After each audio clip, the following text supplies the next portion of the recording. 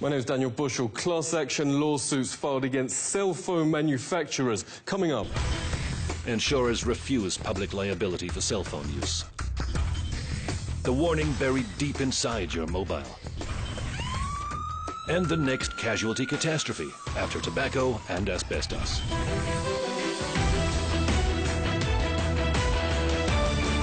I would hold my cell phone here, and the tumor was right there. I always held it on my right side, right here. The industry should have put these warnings on these phones a long time ago.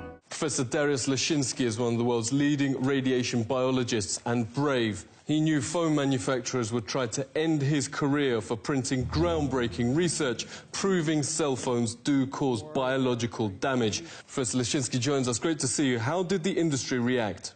So far, I think I didn't experience any smear campaign. But in my case, it was just that the industry used the influence to prevent funding of my research projects. Studies like Professor Leszczynski's now allow top neurosurgeons to issue a stark cell phone warning. It's essentially cooking the brain. Ellie Marks' husband, Alan, suffered serious memory loss after years of using a mobile. At 2 a.m. one night, he had a massive seizure. Surgeons found a tumor the size of a golf ball right where he held the phone. Ellie, thank you so much for joining us. Why are you and so many others suing the industry? There's many, many, many others that are already deceased from this, that are dying from this, younger than my husband. There's some, some as young as 28 who are deceased, and their neurosurgeons actually told them that it was probably their cell phone use. We had about 20 cities and states that wanted to legislate as San Francisco had, and they were all threatened with lawsuits by this industry. This is a photo of Brett Bocook's brain. The top quarter responsible for body balance has had to be removed after surgeons found this vast tumor right where he held the phone. A US national rowing champion, now he can barely move. Brett, great to speak to you. Tell us about the class action lawsuit against the phone industry. The only way you can really educate the public against big business is through lawsuits. That wasn't until the district attorneys in the United States sued and got involved and sued the cigarette industry that there was they had to pay millions and millions, hundreds of millions of dollars for public education as to the dangers of smoking. That's what's going to happen with cell phones. It's just unequivocal, categorical that these things cause cancer. And it's also, they don't want you to know that. This is on the same trajectory as smoking, because if you look at smoking in the 60s, they had doctors coming on TV and on print saying, hey, smoke Marlboro or smoke this brand because it's good for your cough. And see how well Camels agree with your throat. A Winston, America's best-selling, best-tasting filter cigarette. More dangerous for children because their schools are a lot thinner. At least you can't buy cigarettes unless you're 18, but you can go, a 5-year-old could go and buy a phone. Phone manufacturers' young children are targeted. There are now working cell phones even for babies. The Glow phone is for kids maybe 5 to 8, and the Fly phone is for tweens. Samantha Miller's funeral was on her 18th birthday. Phone use through childhood first gave her headaches, reports the Daily Mail, then the brain tumour that killed her. In the West, brain tumours have overtaken leukemia, notes Senator Lynn Allison, as the #1 child killer illness. But doctors warn that's the tip of the iceberg. Clinical studies find young men who keep phones in their pockets have much lower chances of producing offspring, while women often store them on their chest. I would just tuck it right in to my bra. Tiffany France got breast cancer aged just 21, right where since childhood she's stored her phone. These spots mark the areas of Donna James's cancer. Her doctors call this a new breed of distribution that exactly matches where women keep their phone. It's very unusual pattern where these multiple small cancers were confined to the upper inner aspect of the breast. And so I've never seen anything quite like this. This is a radiation detector in normal surroundings, around 30 microvolts a meter. Microwave ovens reach 800 microvolts. Wi-Fi routers use the same radiation technology. Loading a film on a tablet PC reaches 2,000. Some of the world's best-selling smartphones register over 1,000 times above normal levels. Insurers have in fact stopped covering cell phone manufacturers for public health. Insurance firms privately call cell phones the next public casualty catastrophe after asbestos and cigarettes. Phone manufacturers have now quietly inserted a legal disclaimer. On iPhones, you have to go to Settings, General, About. At the bottom, scroll down to Legal. And at the end, RF exposure, radio frequency exposure.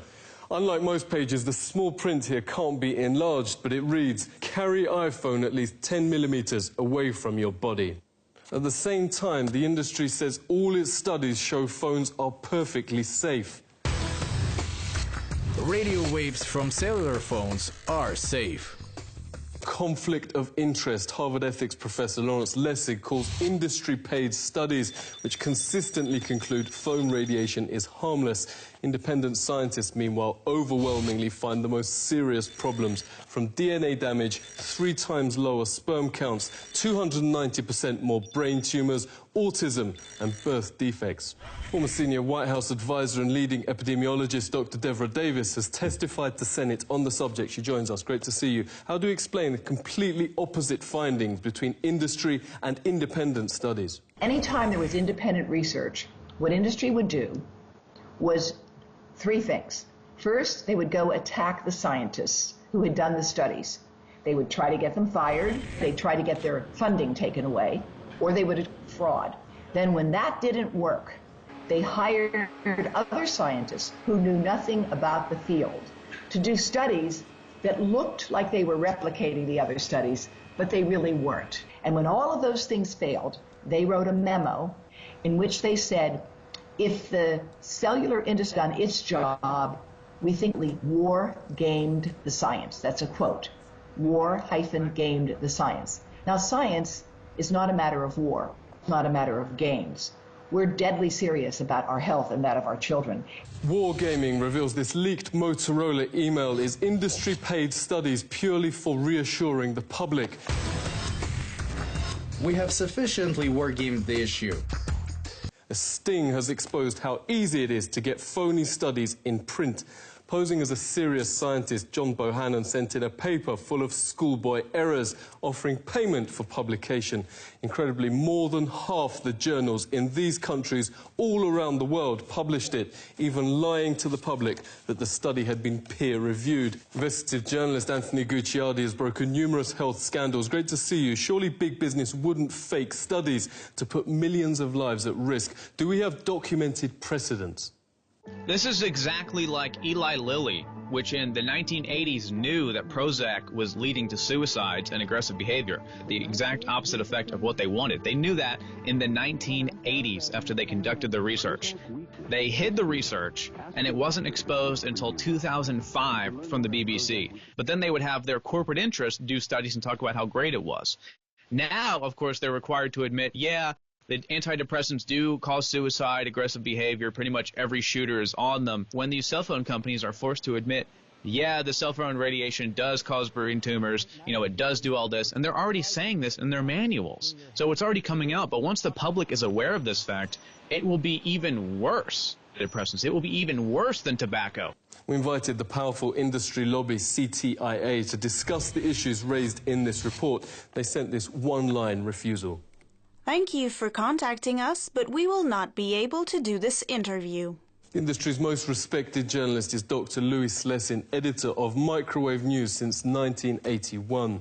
Louis, great to speak to you. There seems to be a parallel universe, what the industry says and everyone else. The whole system is broken. People are not being told the truth. It's crazy. It's easy to say we made a mistake on tobacco after we know that tobacco is killer. The point is to take action. Actions being taken outside the US. France is moving schools back from Wi-Fi to cabled internet. Countries from Germany to Israel and Finland are moving to stop cell phone sales to kids. But Obama just made industry chief lobbyist Thomas Wheeler head of the regulator itself, the FCC. A former administration official calls it another astonishing conflict of interest. So doctors who want parents at least informed of cell phone dangers to their kids say they aren't holding